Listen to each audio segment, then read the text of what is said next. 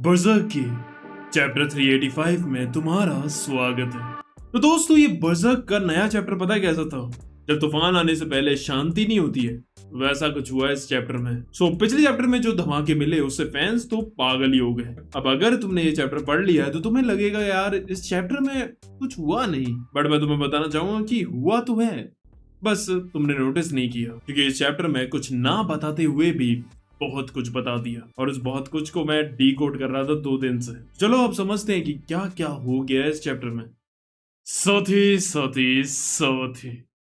तो चैप्टर शुरू करने से पहले थोड़ा सा रिकैप कर लेते हैं। तो पिछले चैप्टर में हमने देखा कि गर्ड्स को उस सैक्रेड टेंपल में बंद कर रखा था, जहां उसे मिलती है वो वाटर गॉड, जो कि एक्चुअली में बोला जा रहा है कि फ्लोरा है, और वो गर्ड्स को उसी सच्चाई बताती है कि वो एस्ट्रल वर्ल्ड से बिलोंग करता है और उसका सिर्फ जन्म इस फिजिकल वर्ल्ड में हुआ है, यानी कि गर्ड्स इज नॉट अ ह्यूमन। और एक और बात हमें पता चलती है कि वो ग्रिफिथ से भी काफी ज्यादा अलाइक है। एंड अब चैप्टर 385 की शुरुआत होती है, एंड अब हमें दिखाया जाता है उस सैक्रेड टोम के बाहर, जहां सब के सब बैठे हुए थे, और तभी दाइवा को कुछ महसूस होता है और उसे लगता है कि गर्ड्स मर चुका है। वो कहता है कि क्या इसे यहाँ पर लाना पूरा वेस्ट हो गया क्या हमारा। अब दाइवा ना इसलिए भी ऐसा कह रहा था क्योंकि तुमने नोटिस भी किया होगा कि दाइवा काफी टाइम से गर्ड्स को प्रोटेक्ट भी कर रहा था। वहां पर जब कुशांस के एम्परर्स उसे एग्जीक्यूट करने वाले थे तो उसी ने उसे बचाया, क्योंकि इसने ना गर्ड्स की पावर को पहले देख रखा है और उसे शायद ये भी पता था कि ही इज स्पेशल, एंड शायद यही ही उन्हें बचा भी सकता है ग्रिफिथ से। एंड इसीलिए जब ये डिप्रेशन में चला जाता है, इसलिए दाइवा उसकी मदद करने के लिए उसे इस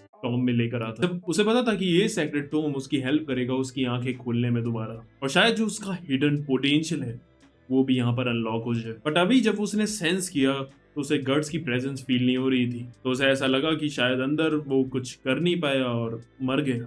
अब इधर हम देखते हैं कि इसीद्रो और ऐतान खड़े हुए थे। इसीद्रो कहता है यार काफी देर हो गई है, चल हम जब तक अपनी ट्रेनिंग ही कर लेते हैं। और यस, इस डायलॉग से हमें ये पता चल जाता है कि सच में बहुत देर से गर्ड्स उसके अंदर बैठा हुआ है और सच में उसे काफी ज्यादा टाइम हो चुका है।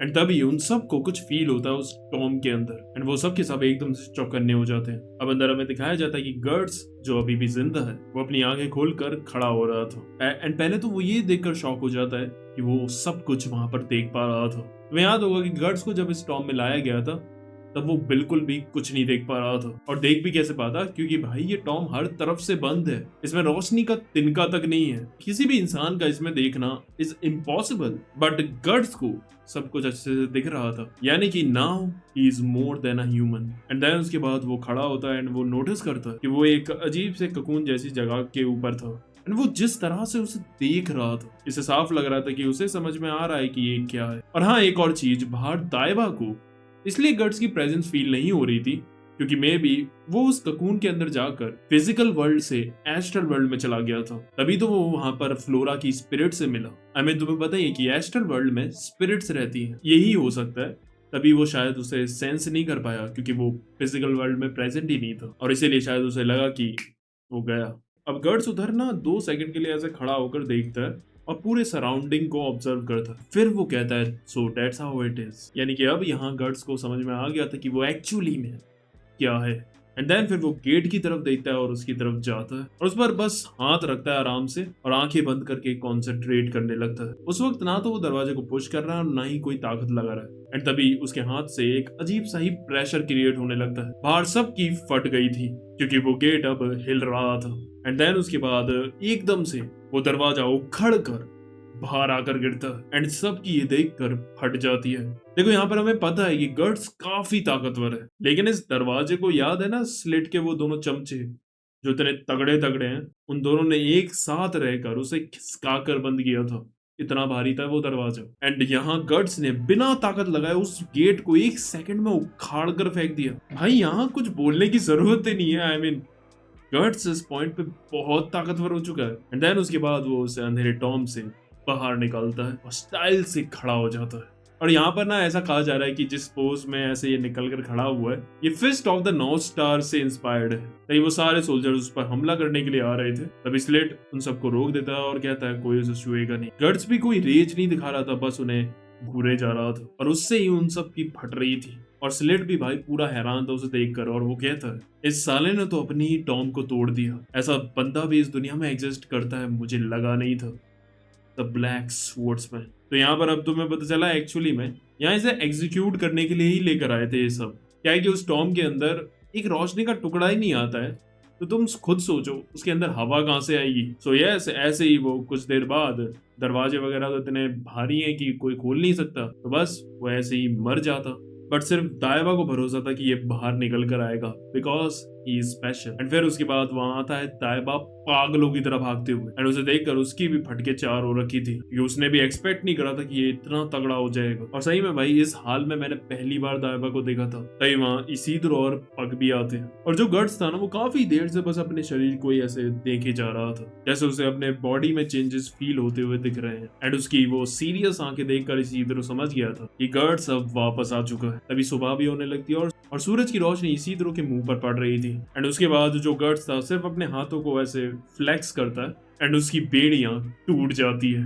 भाई साहब, आई मीन भाई ने कच्चियां गीली कर दी भाई। तभी जो पग था ना उसे गट्स के अंदर काफी सारे चेंजेस सेंस हो रहे थे, और ऐसा होना भी था क्योंकि पग भी तो एस्ट्रल वर्ल्ड का बीइंग है। तभी वो उसे देखता है और उसके माइंड से वो कनेक्ट हो जाता है और उससे वो माइंड में बात कर पा रहा था। और तुमने ध्यान दिया होगा कि ऐसा गट्स सिर्फ श्रीके की मदद से कर पाता था, वो खुद नहीं कर पाता था ये सब। एंड उसके बाद पक जाता है उसके पास और उसे अच्छे से देखने लगता है। तभी उसकी नजर ना उसके ब्रांड ऑफ सैक्रिफाइस पर पड़ती है और वो काफी ज्यादा ऐसे हैरान हो जाता है। अब देखो मैं सही बताऊं तो मुझे नहीं पता कि इसमें ऐसा क्या चेंज देखा उसने, क्योंकि इसका ब्रांड ऑफ सैक्रिफाइस पे वो तालिस्मान बना हुआ था उसे प्रोटेक्ट करने के लिए, वो तब भी बना हुआ था जब ये इस टॉम के अंदर जाने वाला था। सो आई डोंट नो उसने ऐसे क्या चेंजेस देखे।